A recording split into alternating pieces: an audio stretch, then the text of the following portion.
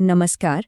आज हम बात करेंगे दिल्ली हाई कोर्ट के एक ऐसे ऐतिहासिक फैसले की जिसने शहर में पारंपरिक और आधुनिक यानी आयुष और एलोपैथी मेडिसिन के बीच एक लकीर खींच दी। ये सिर्फ एक कानूनी मामला नहीं था, बल्कि ये इस बात की कहानी है कि कौन डॉक्टर कौन सी दवा लिख सकता है और कौन सी नहीं, और कैसे इस एक फैसले ने हजारों डॉक्टरों के भविष्य पे ही एक बड़ा सवालिया निशान लगा दिया। दिल्ली में आयुर्वेद, यूनानी और होम्योपैथी जैसी भारतीय चिकित्सा पद्धतियों की प्रैक्टिस करने वाले हजारों डॉक्टर्स के लिए 8 अप्रैल 2016 का दिन एक काला दिवस था। सोचिए, इसी दिन एक ऐसा फैसला आया जिसने सालों से चली आ रही उनकी प्रैक्टिस पर, उनके काम करने के तरीके पर ही एक झटके में सवाल खड़ा कर दिया। तो ये दो तारीखें इस कहानी में बहुत जरूरी हैं। 8 अप्रैल को पहला और सबसे बड़ा फैसला आया, और फिर करीब एक महीने बाद 13 मई को उस फैसले पर एक तरह से आखिरी मुहर लग गई। तो चलिए देखते हैं कि इन 2 दिनों में आखिर हुआ क्या था जिसने दिल्ली की मेडिकल दुनिया में इतनी बड़ी हलचल मचा दी। इस पूरे कहानी को ठीक से समझने के लिए हम इसे कुछ हिस्सों में देखेंगे। पहले जानेंगे कि इसे काला दिवस क्यों कहा गया। फिर इस कानूनी लड़ाई की जड़ तक पहुंचेंगे, कोर्ट की दलीलों को समझेंगे, उस आखिरी फैसले को देखेंगे और फिर बात करेंगे कि इसका असर क्या हुआ और आगे क्या होने वाला है। तो ये पूरा मामला शुरू कहाँ से हुआ? इसकी जड़ कहाँ थी? असल में ये लड़ाई शुरू हुई एक चिंता से, एक ऐसे संगठन की चिंता से जिसे लग रहा था कि मेडिकल प्रैक्टिस की जो सीमाएं हैं उन्हें पार किया जा रहा है। इस कानूनी जंग की शुरुआत की दिल्ली मेडिकल एसोसिएशन यानी डीएमए ने। उन्होंने कोर्ट में एक जनहित याचिका, जिसे हम पीआईएल कहते हैं, दायर की। उनका पॉइंट बिल्कुल क्लियर था, जो आयुष प्रैक्टिशनर्स हैं उन्हें एलोपैथिक दवाएं लिखने से रोका जाए, बस। इस पूरे झगड़े की जड़ में था इंटीग्रेटेड मेडिसिन का कंसेप्ट। आयुष डॉक्टर्स की दलील थी कि दिल्ली भारतीय चिकित्सा परिषद एक्ट नाम का एक कानून है जो उन्हें मॉडर्न एलोपैथिक दवाइयों को अपनी प्रैक्टिस के साथ इस्तेमाल करने की इजाजत देता है। असल में यही वो कानूनी दरवाजा था जिसे डीएमए हमेशा के लिए बंद करवाना चाहता था। और यहाँ कहानी में एक बहुत ही दिलचस्प मोड़ आता है। देखिए, कोर्ट में हर किसी ने जवाब नहीं दिया।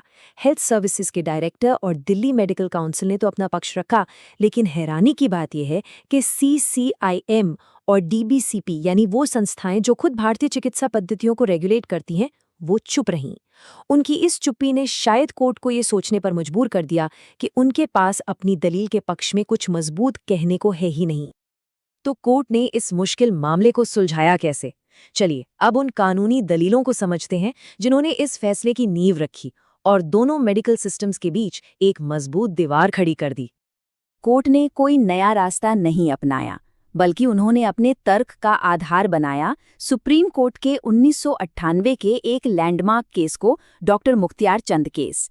उस केस में भी सवाल यही था कि क्या एक सिस्टम का डॉक्टर दूसरे सिस्टम में प्रैक्टिस कर सकता है, और तब सुप्रीम कोर्ट ने एक बहुत ही साफ लकीर खींची थी। कोर्ट ने सबसे पहले ये साफ किया कि भारत में ना 2 अलग-अलग मेडिकल यूनिवर्स हैं और दोनों के अपने अपने कानून हैं। एलोपैथी चलती है एमसीआई एक्ट 1956 से और आयुष चलता है इंडियन मेडिसिन एक्ट 1970 से। कोर्ट ने कहा बहुत सिंपल है, आप एक यूनिवर्स के नियमों के तहत रजिस्टर होकर दूसरे यूनिवर्स में प्रैक्टिस नहीं कर सकते। अब ये शायद इस फैसले का सबसे अहम हिस्सा था। आयुष डॉक्टर्स की पूरी दलील मॉडर्न एडवांसेस या आधुनिक प्रगति शब्द पर टिकी थी, लेकिन कोर्ट ने इसका मतलब बहुत ही सीमित दायरे में समझाया। उन्होंने कहा, आधुनिक प्रगति का मतलब है कि आप मॉडर्न डायग्नोस्टिक टूल्स जैसे एक्सरे या लैब टेस्ट्स का इस्तेमाल कर सकते हैं अपनी प्रैक्टिस में मदद के लिए, लेकिन इसका ये मतलब बिल्कुल नहीं है कि आप मॉडर्न दवाएं यानी एलोपैथिक दवाएं लिख सकते हैं। मॉडर्न टूल्स ठीक हैं, मॉडर्न दवाएं नहीं। और आखिर में कोर्ट ने एक कानूनी हायरार्की सेट कर दी, मतलब कौन सा कानून बड़ा है और कौन सा छोटा। उन्होंने कहा कि जो मुख्य मेडिकल कानून हैं जैसे एमसीआई एक्ट, वो ड्रग्स एंड कॉस्मेटिक्स रूल्स जैसे छोटे नियमों से कहीं ज्यादा पावरफुल हैं। सीधी सी बात है, आप किसी दूसरे नियम का सहारा लेकर पिछले दरवाजे से एलोपैथी की प्रैक्टिस नहीं कर सकते। तो इन सारी दलीलों के बाद स्टेज पूरी तरह से सेट हो चुका था। कोर्ट अपना अंतिम फैसला सुनाने के लिए तैयार था। एक ऐसा फैसला जो दिल्ली में हजारों डॉक्टर्स के काम करने के तरीके को हमेशा के लिए बदलने वाला था। और वो दिन था 8 अप्रैल 2016, जब दिल्ली हाई कोर्ट ने अपना आखिरी और बिल्कुल दो टूक फैसला सुनाया। और फैसला बिल्कुल साफ था, क्रिस्टल क्लियर। कोर्ट ने अगर मगर लेकिन के लिए कोई जगह ही नहीं छोड़ी। उन्होंने साफ साफ कह दिया कि इंडियन सिस्टम ऑफ मेडिसिन का कोई भी practitioner modern scientific system of medicine यानी एलोपैथी की प्रैक्टिस नहीं कर सकता, फुल स्टॉप। लेकिन कोर्ट से फैसला सुनाकर रुका नहीं, उन्होंने इसे सख्ती से लागू करवाने के निर्देश भी दिए। Delhi police, Delhi health department और दिल्ली मेडिकल काउंसिल तीनों को यह पक्का करने का आदेश दिया गया कि इस फैसले का पूरी तरह से पालन हो और कोई भी अनऑथराइज्ड प्रैक्टिस न करे। कोर्ट का कोई भी फैसला सिर्फ कागज का टुकड़ा नहीं होता, उसकी असल दुनिया में लोगों की जिंदगी पर असर होते हैं। तो इस फैसले का दिल्ली के डॉक्टर्स और मरीजों पर क्या असर हुआ, और क्या ये कहानी यहीं खत्म हो गई? फैसले को बदलने की एक आखिरी कोशिश हाई कोर्ट में की गई जब all India Indian medicine graduates association ने एक रिव्यू पिटिशन डाली, लेकिन 13 मई 2016 को कोर्ट ने उसे भी खारिज कर दिया। ये मानो ताबूत में आखिरी कील जैसा था। दिल्ली हाई कोर्ट में ये लड़ाई खत्म हो चुकी थी और एलोपैथी और आयुष के बीच की दीवार और मजबूत हो गई थी। तो इस पूरे मामले से 3 बड़ी बातें निकलकर सामने आई। पहली, क्वालिफिकेशन ही प्रैक्टिस करने का अधिकार देती है।